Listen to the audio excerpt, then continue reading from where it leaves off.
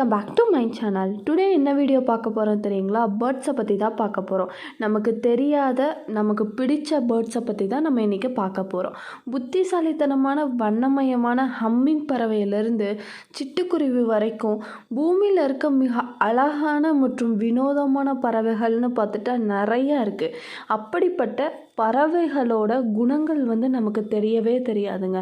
சில வித்தியாசமானது கூட இருக்கும். இதெல்லாம் நம்ம கேட்கும்போது இப்படியும் இருக்குமா அப்படி கூட உங்களுக்கு தோணும். அப்படிப்பட்ட விஷயங்களை தான் நம்ம இன்றைக்கி பார்க்க போகிறோம். வாங்க வீடியோக்குள்ளே போகலாம். டுடே பார்த்துக்கிட்டிங்கன்னா 10 விஷயங்கள் பறவைகளை பற்றி சொல்ல போகிறேன். அதில் நம்பர் 1 என்னென்னா, உலகத்திலேயே மிகச்சிறிய முட்டை பார்த்துக்கிட்டா ஹம்மிங் பேர்டோட தாங்க. நீங்கள் பட்டாணி பார்த்துருக்கீங்கள்ல, அந்த பட்டாணியோட சைஸு தான் ஹம்மிங் பேர்டோட எக் இருக்குமாம்மா. நெக்ஸ்ட்டு உங்கள் மைண்டுக்கு என்ன வரும் அப்படின்னு எனக்கு தெரியும். அப்போது பெரிய எக் எதோடது அப்படி தானே நான் சொல்கிறேங்க. என்னென்னா, உலகத்திலேயே மிகப்பெரிய முட்டையிடுற பேர்டுன்னு பார்த்துட்டிங்கன்னா தீக்கோழி தான். இந்த எக்கு பார்த்துட்டிங்கன்னா கேண்டலூஃப் பார்த்துருக்கீங்கள, அந்த சைஸுக்கு இருக்குமாமாங்க. நம்பர் டூ என்ன தெரியுங்களா? இந்த ஃபேமஸான டைலாக் இருக்குல்லங்க, இருக்குது ஆனால் இல்லை அப்படிங்கிற மாதிரி தாங்க இங்கே ஒரு பேர்டு இருக்குது. என்னென்னா, பென்குயின் பார்த்துட்டிங்கன்னா அதுக்கு ரெக்கை இருக்குது ஆனால் பறக்க முடியாது, அதுதான்.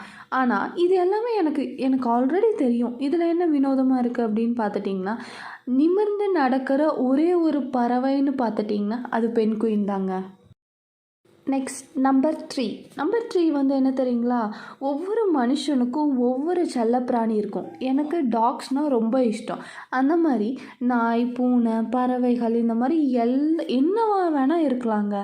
ஆனால் ஃபஸ்ட்டு மனுஷங்களால் வளர்க்கப்பட்ட முதல் பறவைனா அது வாத்து தாங்க.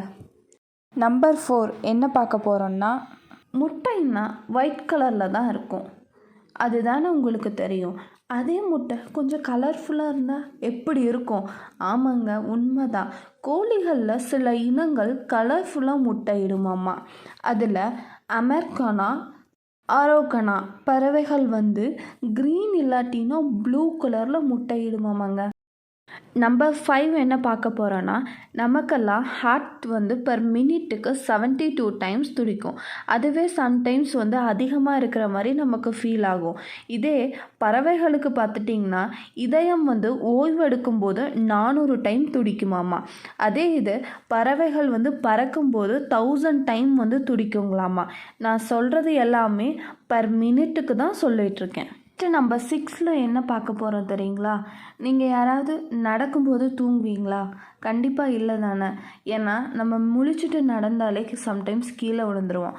ஆனால் பறக்கும்போது ஒரு பறவை தூங்குங்க. அந்த பறவையோட பேர் என்ன தெரியுங்களா? அல்பட்ராஸ். நம்பர் 7 என்ன இன்ஃபர்மேஷன் பார்க்க போகிறோன்னா, ஒரு பறவையை போல் சாப்பிடு அப்படின்னு பொதுவாக சொல்கிற ஒரு சொற்றொடர் இருக்குங்க. பல பறவைகள் பார்த்துக்கிட்டா ஒவ்வொரு நாளும் அதோட எடையை விட 2 மடங்கு அதிகமாக சாப்பிடும்னு சொல்கிறாங்க. ஃபார் எக்ஸாம்பிள் பார்த்துட்டிங்கன்னா, ஒரு பச்சை மரங்கொத்தி பர் டேக்கு 2000 எறும்புகளை சாப்பிடும் அப்படின்னு சொல்கிறாங்க. நம்பர் 8 என்ன பார்க்க போகிறோன்னா, நம்ம கையில் எத்தனை ஃபிங்கர்ஸ் அப்படின்னா 10 அப்படின்னு நம்ம டக்குன்னு சொல்லிடுவோம். அது மாதிரி பறவைகளோட இறக்கைக்கும் ஒரு கவுண்ட் வச்சுருக்காங்கங்க. அது பிரகாரம் அதிக இறக்கை கொண்ட பறவை அப்படின்னா அது விசில் ஸ்வான் தாங்க. பார்த்துக்கிட்டா 25,000 இறகுகள் வரைக்கும் இருக்குமாமா.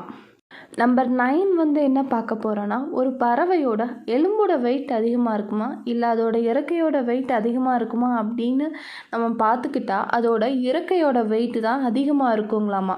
இதுக்கு முன்னாடி வரைக்கும் நான் என்ன நினச்சேன்னா எலும்போட வெயிட் தான் அதிகமாக இருக்கும் அப்படின்னு நினச்சேன். கடைசியாக நம்ம பார்க்க போகிறது என்னென்னா, உலகத்தில் ஆபத்து அப்படின்னு பார்த்துட்டா அது நிறையா இருக்குங்க. ஒவ்வொரு விஷயம், அதாவது விலங்குகளே ஆகட்டும் பறவைகள் ஆகட்டும் ஒவ்வொன்றும் மாறுபடும்.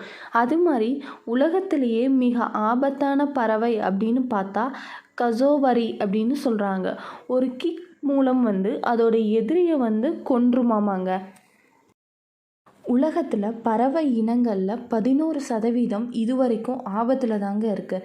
எதனால் அப்படின்னா ஈரப்பதம்னாலையும் காடுகளை வெட்டுறனாலையும் மாசுபாடுனாலையும் பூச்சிக்கொல்லிகள்னாலையும் ஏன் கலங்கரை விளக்கம் கூட அதுகளுக்கு ஆபத்து தாங்க. வட அமெரிக்காவில் மட்டும் பார்த்துட்டிங்கன்னா சுமார் 2 பறவைகள் காலநிலை மாற்றத்தினால இன்னைக்கு வரைக்கும் அழியிற அபாயத்தில் தாங்க இருக்குது. அமெரிக்காவில் மட்டும் பார்த்துட்டிங்கன்னா ஆண்டுதோறும் மட்டும் 1.4 பில்லியன்லேருந்து 3.7 பில்லியன் வரைக்கும் பறவைகள் பூனைகளால் இறக்குது அப்படின்னு ஒரு சர்வே சொல்லுதுங்க. அதனால் நம்மளால் முடிஞ்ச அளவுக்கு பறவைகளை காப்பாற்றலாம்.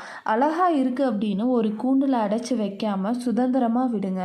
உண்மையான அழகு அதுதான்.